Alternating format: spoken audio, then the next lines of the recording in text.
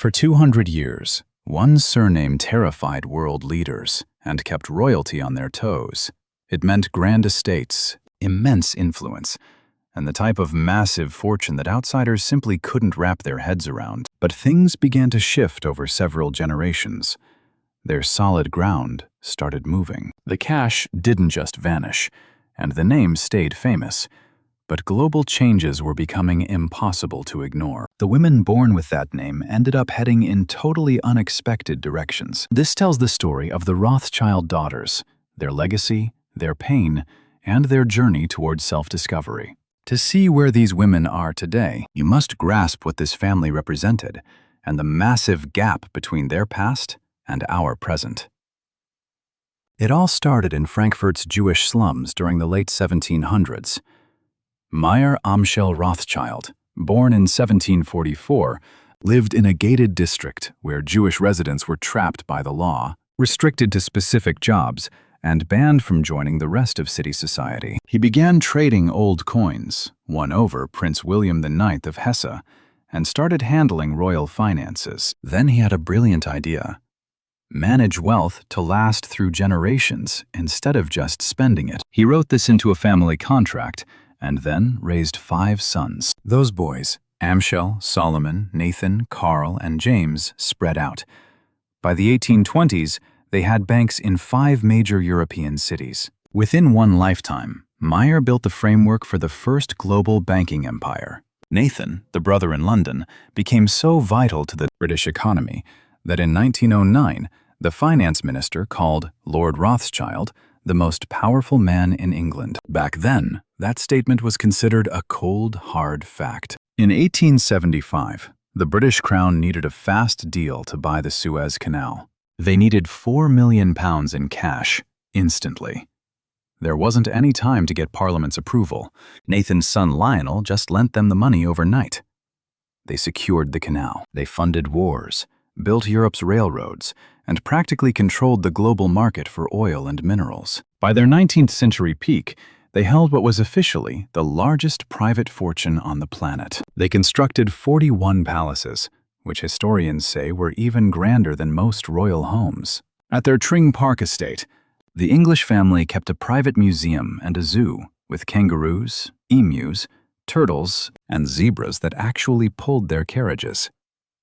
The Rothschild name was about more than money. In France, the name literally became a slang term for endless riches, Gothic luxury, and a high-class lifestyle that defied the average person's imagination. An 1836 newspaper called them banking legends who outranked emperors and held whole nations in their hands. That wasn't just suck-up talk. It was pretty much the reality. Yet, by the turn of the 20th century, the first signs of trouble appeared. It wasn't just one huge catastrophe, though plenty were coming, but rather that the world they were built for was changing right under them. By the late 1800s, new public banks ended their decades-long monopoly on global finance. New national taxes forced the family branches to work alone, slowly pulling apart the tight-knit network that gave Meyer Amschel his original power. The era of 5 brothers working in total harmony was dead by World War I. Then came shocks that even their smartest minds couldn't have predicted. The first blow hit a Vienna museum with a sudden knock on the door. What the war destroyed. In March 1938, Nazi Germany took over Austria during the Anschluss. Within just a few hours, the Austrian Rothschilds faced a total nightmare. Louis Nathaniel de Rothschild, who ran their main bank and local factories, was seized at the airport while trying to escape. Nazis held him while they fought over the family's assets. Heinrich Himmler actually visited him while he was locked up. To get him back, the family coughed up $21 million, which was supposedly the biggest ransom ever handed over for one person back then. After his 1939 release, he headed for America and never looked back. Looters ransacked whatever remained in Austria. Nazi officials seized about 3,500 art pieces just from the Rothschilds' private holdings. A lot of that art was earmarked for the museum Hitler wanted to build in Linz. Their grand estates in Vienna, icons of the city for ages, were grabbed, gutted, and finally torn down. To get the green light to ship her surviving pieces to the States once the war ended, a certain baroness had to hand over roughly 250 top-tier masterpieces to the Austrian government. She couldn't exactly say no. Over in France, that side of the family was facing an equally nightmare scenario. Baron Philippe de Rothschild's only daughter, Philippine, arrived in Paris on November 22, 1933. Once the Germans took control of France in 1940, her dad fled to London to join the resistance, begging his Catholic wife Elizabeth to go with him. She stayed put, convinced her Catholic roots would keep her and her little girl safe. It didn't work. Elizabeth perished in 1945 at Ravensbrück, the Nazi death camp for women north of Berlin. Philippine was just 6 years old when the Nazis moved in. She made it through the war by hiding her real last name and using her mother's maiden name instead. A name that used to mean elite status and massive fortune now carried a death sentence under Nazi rule. That reality was burned into her mind from a young age. She eventually pointed out that people just assume a Rothschild kid has a silver spoon upbringing. Hers was anything but. Beyond losing property, the war's economic fallout hit the entire family hard. The global financial systems that kept the Rothschild banks running were shattered by the massive price tag of 2 world wars. Financing various world governments, handling national debt and international trade finance. These roles were being snatched up by fresh global organizations. Setting up groups like the International Monetary Fund following World War II shifted things so much that the old way of private families bailing out governments became pretty much a thing of the past. Even after the fighting stopped, the remaining family members were still incredibly rich by most people's standards. Still, there was a big question mark about their future, specifically regarding who would take the lead and manage their vast fortune, or how the family name would evolve.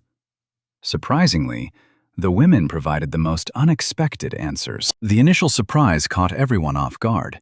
The story of the Baroness who fell for jazz. Pannonica Rothschild, born December 10, 1913, broke away from family traditions more publicly and dramatically than any other woman in the clan. She was the youngest child of Charles Rothschild and his Hungarian wife, Rosika. Known simply as Nika, she ended up being perhaps the most rebellious figure the family tree ever saw. Her childhood was the absolute peak of high society luxury.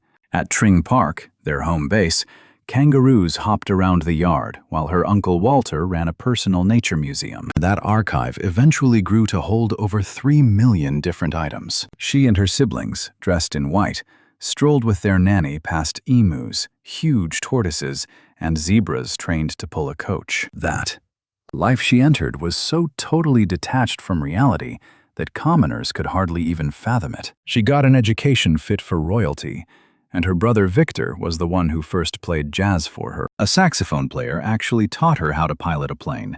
Just one more quirky detail in her eccentric life. When she came of age, she made her formal society debut. The old-school way, rich families basically announced their daughters were ready to find a husband. She eventually wed Jules de Koenigswarter, a French diplomat who served in the resistance during World War II. Far from being a bystander during the conflict, she secured her kids' safety in the States, housing them with the Guggenheims out on Long Island. She enlisted with the Free French Forces, taking on a role as a codebreaker for their intelligence branch. After broadcasting from Radio Brazzaville, she hit the front lines in North Africa as an ambulance driver for the Free French troops. By the time the fighting stopped, Allied leadership had commissioned her as a lieutenant. Post-war life saw her back in Mexico City as a mother of 5 and a diplomat's spouse. Residing in a grand estate, she looked like the stereotypical Rothschild woman of that era. But in 1948, a quick layover in New York City changed everything. Just before her flight home, a record started spinning at Teddy Wilson's place, featuring a track called Round Midnight by an obscure piano player named Thelonious Monk. She sat there and played it 20 times straight. That missed flight marked the end of her old life.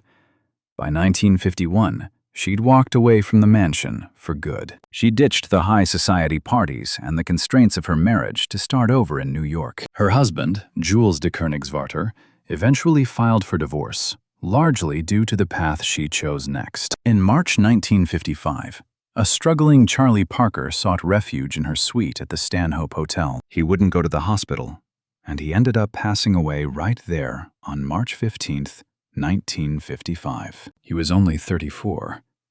The gossip rags had a field day, screaming about a bebop legend dying in a socialite's room. The hotel kicked her out, and as the scandal crossed the ocean, her marriage officially fell apart. Moving to the Boulevard Hotel, she doubled down and became the most dedicated supporter the New York jazz scene had ever known. She'd cover rent for musicians who were short on cash, bail their instruments out of pawn shops, and chauffeur Thelonious Monk to his gigs in her personal Bentley. Her hotel suite became a hub for late-night jam sessions with jazz royalty, though she often ended up in legal hot water. During a 1958 traffic stop in Maryland, police discovered Monk's marijuana stash in her car. She took the fall to protect him and was handed a 3-year sentence, though her actual time behind bars was much shorter. The artists she championed immortalized her in song. Monk even titled a masterpiece Panonica in her honor. From Horace Silver to Gigi Grice and Sonny Clark, the biggest names in jazz dedicated tracks to her. Over a dozen compositions celebrated the Baroness, who traded her family legacy for a culture that truly spoke to her. To the musicians of that era, she wasn't just a wealthy donor. She was a pillar of the community. She gave the music and the people playing it the respect they deserved, showing up every single night when the rest of the world dismissed bebop as just a bunch of noise. She was the one making calls, writing checks, and driving the Bentley. When word got around the clubs, everyone knew they had to bring their A-game because the Baroness was in the front row, actually listening. That meant the world in a scene where most rich patrons were just posing for social status. Eventually, Monk moved into her home in Weehawken, New Jersey for his final years. By then, his mental health was in decline, and he had stepped away from the spotlight entirely. Caring for him wasn't easy.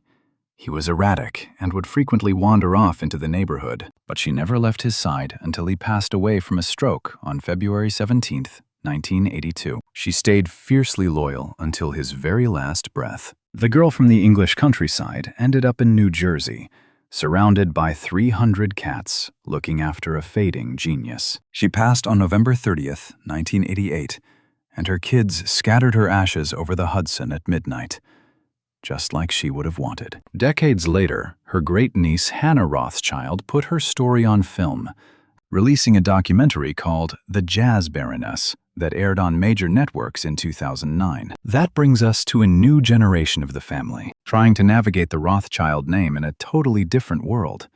Like the brilliant scientist who never bothered with a degree, Miriam Rothschild entered the world on August 5th, 1908, at her family's English estate. She was the daughter of Charles Rothschild, making her the sister of the famous Jazz Baroness. Her upbringing was defined by two powerful forces: a deep passion for biology and the heavy weight of dynastic wealth. Her folks felt that regular schooling just held back the mental growth of gifted kids. Consequently, Miriam did all her learning at home, where she followed her own interests and used her family's wealth to grab every book or specimen she wanted, along with top-tier labs and expert advice. By age 4, she was already busy catching ladybugs and caterpillars. She even slept with a pet quail.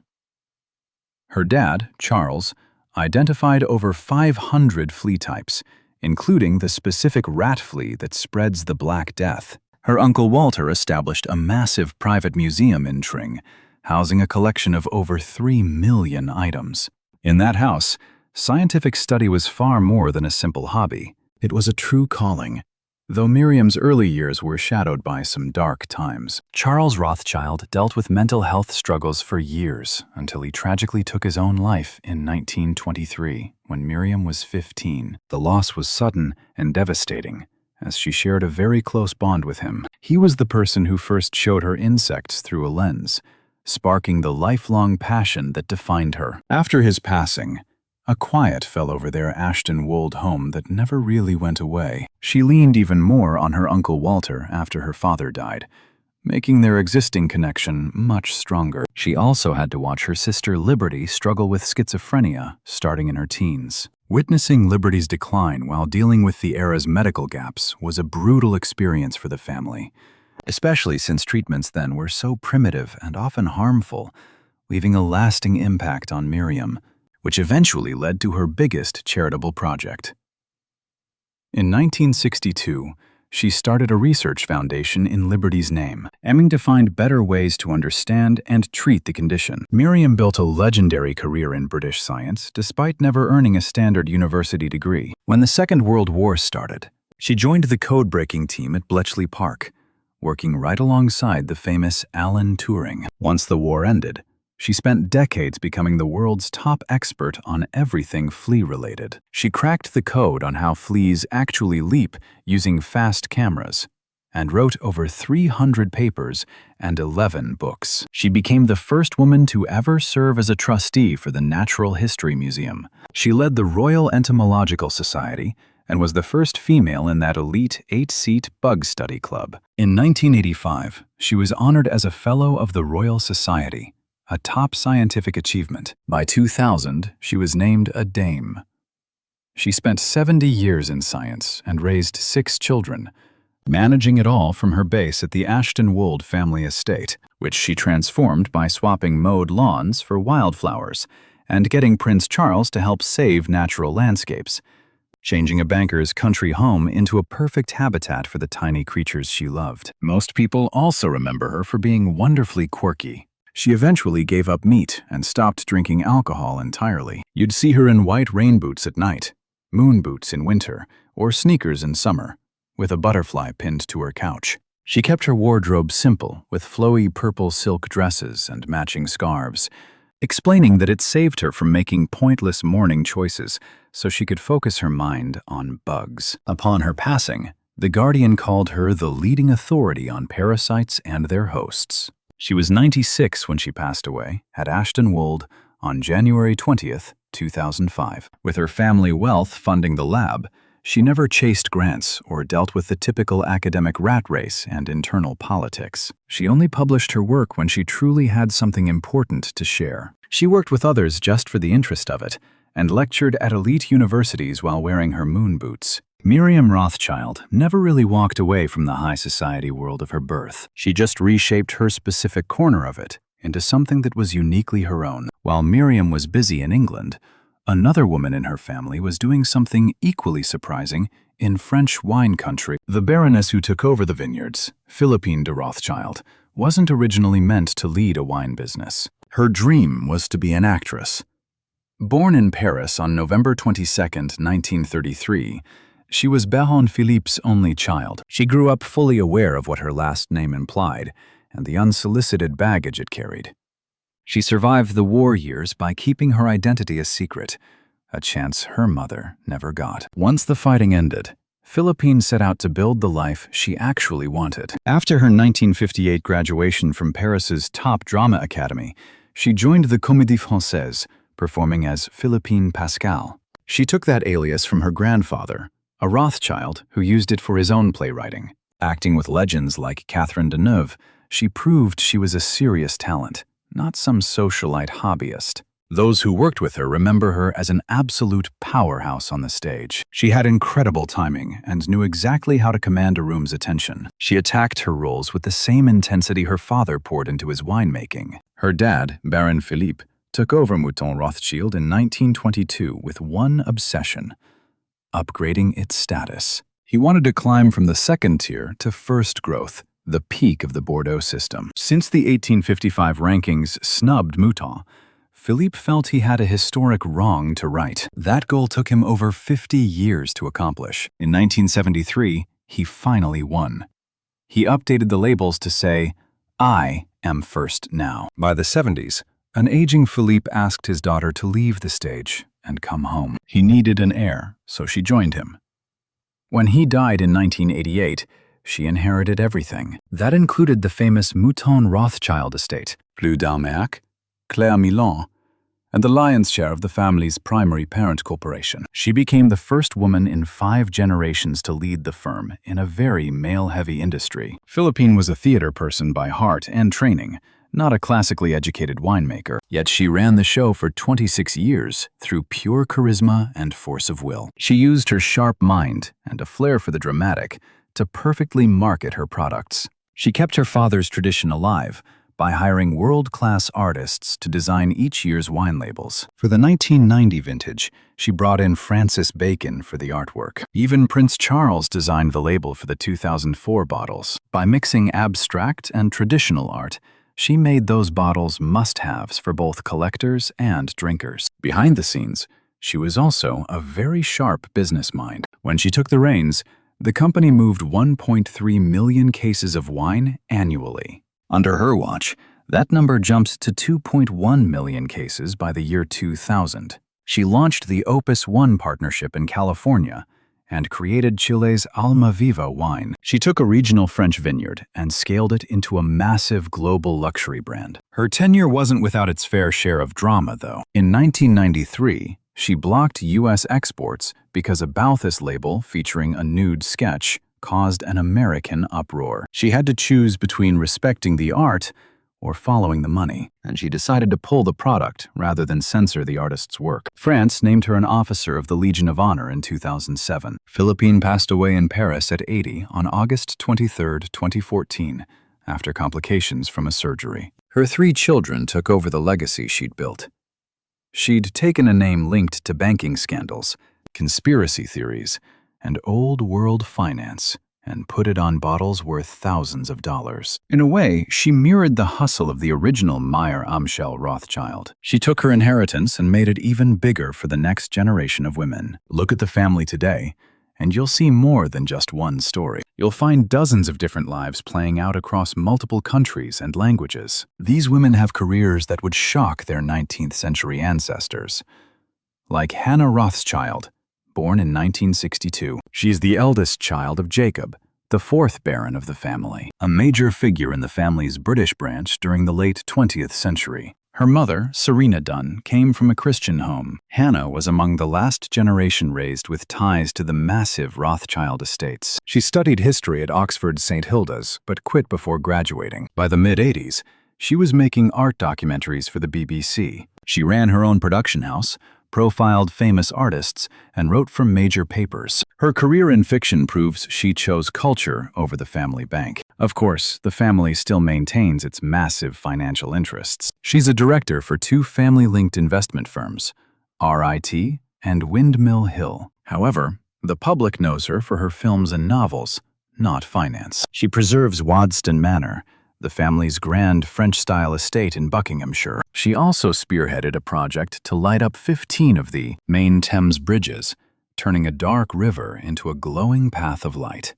Her debut novel, The Improbability of Love, came out in 2015. It was a finalist for several major prizes and won for Best Comedy. The book has been translated into more than 20 different languages. Her next novel, from 2020, was a sharp satire of the elite. It depicts a noble family struggling after the 2008 crash. A Rothschild writing satires about the declining upper class is quite ironic. She also filmed the documentary about her great-aunt, the Jazz Baroness. That project explored the New York jazz scene and buried family secrets. It was a story that most of the family preferred to ignore. In 2015, she became the first woman to lead the National Gallery. She stayed until 2019 and remains a trustee for the family foundation. That foundation looks after the upkeep of Waddesdon Manor. Built in the 1870s, the chateau houses art and is still family-run. She was named a Dame in 2024 for her charitable work. Hannah shows how old money evolves into cultural influence rather than power. Her name opens doors,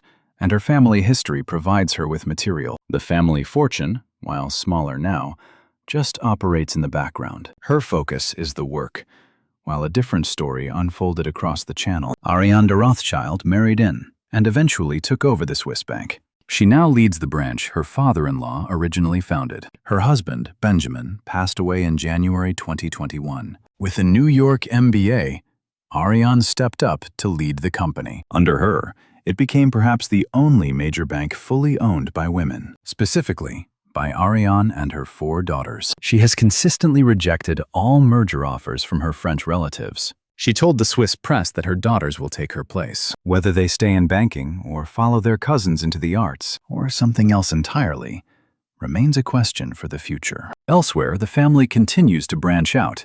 like Emma Rothschild. As Jacob's sister, she is actually Hannah's aunt. She became a top historian at Harvard and still teaches at Cambridge. Then there's Kate Rothschild, who was once married to financier Ben Goldsmith. Saskia de Rothschild leads Chateau Lafite Rothschild, inheriting the position from her father, Eric. Following her father, Eric, she's now among diverse women linked by something deeper than wealth or status. It's about the massive gravity of a name so iconic it exists independently from those who carry it. The name attracts centuries-old conspiracies that have outlasted every change in the family's reputation. People often assume their lives are easy and comfortable, but reality often says otherwise. Their heritage is both a proud legacy and a heavy burden. The family no longer dominates global finance. The era when a Rothschild could instantly fund a government's canal project is long gone. Today they have influence without total control and immense wealth without a monopoly. They carry a name heavy with history as a new generation decides how to use it. What's left? A 1984 photo at Chateau Mouton Rothschild shows Baron Philippe and daughter Philippine by the Salinas fountain. He's elderly.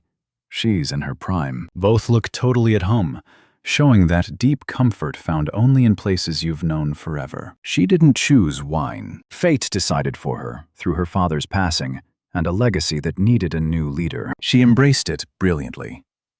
When she died in 2014, the global wine world's tributes were for someone who truly built something, rather than just living off an inheritance. The friction between what's given and what's earned is a common thread in all these stories. Miriam Rothschild used her wealth to fund 50 years of bug research without ever needing a grant. She picked science over high society. Canonica ditched her formal life for jazz clubs and never looked back, choosing music over the manor. Hannah Rothschild's name opens every major door in British culture. Yet she opted to support the arts while writing novels that poke fun at the elite world she was born into. Philippine expected a life on stage, but took over a vineyard, swapping one type of performance for another. The fading of the Rothschilds' power wasn't caused by one single massive disaster.